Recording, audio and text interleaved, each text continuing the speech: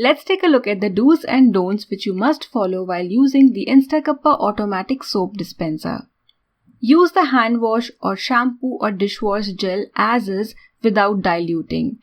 Gel-based liquids work best with this dispenser, hence it is recommended to use the same for smooth functioning of this device in your home.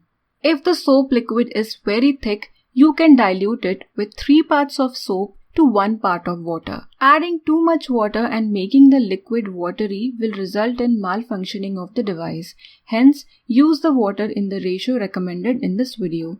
Mix the water and liquid really well and put it in your dispenser, and you're ready to go.